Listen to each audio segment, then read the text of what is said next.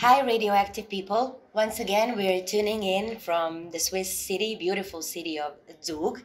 Today, or this time, with me is Simona Biškoska, a 23-year-old activist and an expert in international communications coming from North Macedonia. Hello, Thank Simona. you. Hi, I'm happy to be here and to join you. How do you feel in general? I just had a cup of coffee, so I feel good. Okay, yeah, and the weather is serving us as well. It is. We're lucky. Yeah, we can enjoy it. Okay, so this is the question that I impose to each of our guests, to put it like that. So obviously we are here as activists, so I just want to ask you, how did it all start for you? Well, for me, it started at the same time when I started university. I started volunteering at local NGOs, and it really helped me grow professionally and personally as well. I met new people and learned about different cultures, and it sort of widened my horizons, I would say. And it felt nice to actually be able to help and do at least a little bit of change. It felt rewarding, to be honest. Okay, and you also told me in a conversation we had before filming this podcast that it sort of helped you get out of your comfort zone. What you meant by that? Well, if you would have met me like 4 or 5 years ago, I would be having a bit of trouble communicating with you as openly as I am now. I'm still a shy person, so it still takes me a while to open up in front of people, but it has become easier. And I've grown a lot since I started doing exchanges, because meeting so many different people, they encourage you to be yourself and, freely be yourself. Okay, and can you tell us more about the NGOs that you became a member of? What were your interests in a way? What you were looking for? Well, I was more of a freelance volunteer, so I volunteered at different NGOs. The first one was Association Multicultura in my city, Tetovo, and I enjoyed working for them because they really wanted to build a society that communicates well with each other.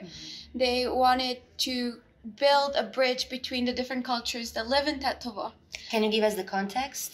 Well, for example, one of their biggest projects that I was a part of was Diversity Week, where for a whole week they did activities in Tetovo. We promoted local literature, literature artists, authors. We spent a whole day with children with special needs, so they felt included. And later on, we had a big event in the culture center where people from different backgrounds could come and enjoy art, food, and the events there. And what are like the people with different backgrounds in Tetovo in particular? So as I understood, Albanians are a big major group there, right? Yeah, the majority of people in Tetovo are Albanian. Then you have Macedonians, but you also have Roma people. And I don't know the exact statistics because the census was like 12 years ago or something.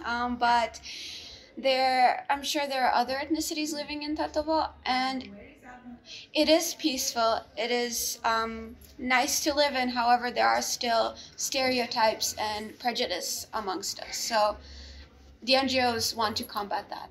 Okay, so in a way, that was what triggered you, like when you went to the school, right? The private school? Yeah.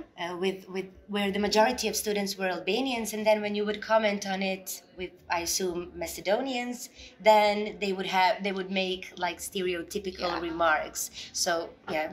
Yeah, when I was tell people like I'm the only Macedonian in my class, they would either have an odd facial expression or make a comment that's based on prejudice, and it made me angry a bit. I mean, I didn't show it. I would just be like, nod my head, but it felt that it wasn't right to have such a belief about people that you probably haven't met.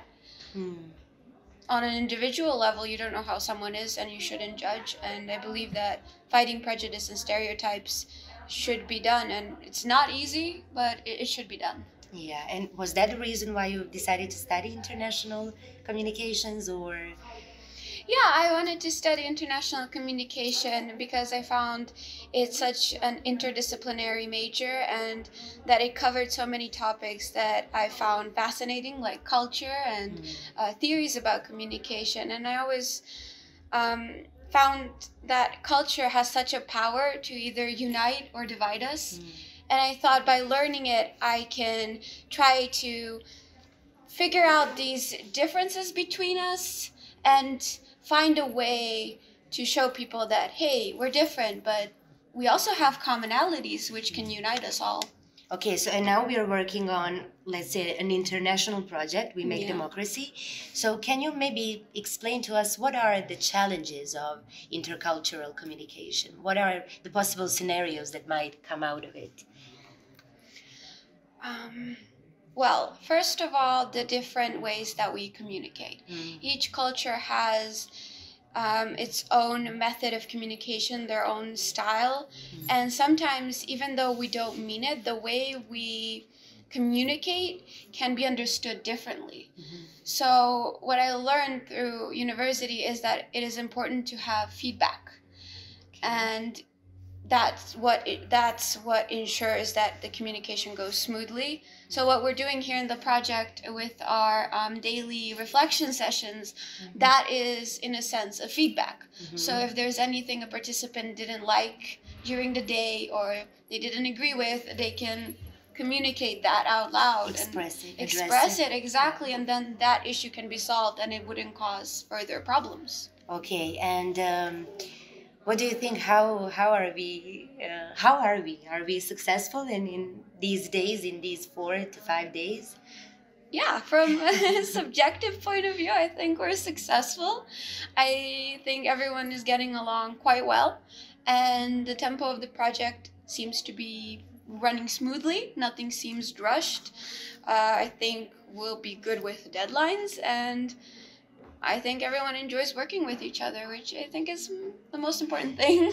Yeah, and as an expert, can you just maybe tell us from your own, of course, observations, like maybe the similarities or the differences that you noticed in the way we communicate? Because we do come from quite similar cultures, so maybe it's easier for us, but then there's the Swiss segment of it all, so... True. Well, one thing is that I told you we're a bit louder from Western Balkans. I think it's just our thing. And we do tend to express a lot of passion when it comes to topics of democracy or politics or history in the Balkan region. And we are such a culture that in our context of communication, we speak openly and we express our opinions, which I think so far has gone very smoothly. Okay, and maybe just to share your expectations for the future of this project and the future maybe of Western Balkan in general. Well, regarding the project, I expect that the 3 groups that we are divided in now will produce great results.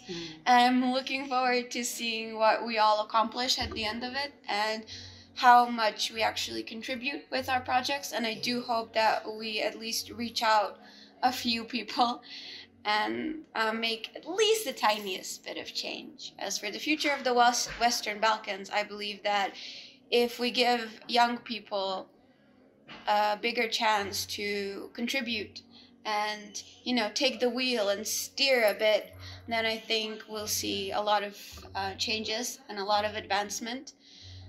And I hope to see more collaboration between the Western Balkan countries in the future. And to look to the future, not into the past. Not into the past, exactly, yeah.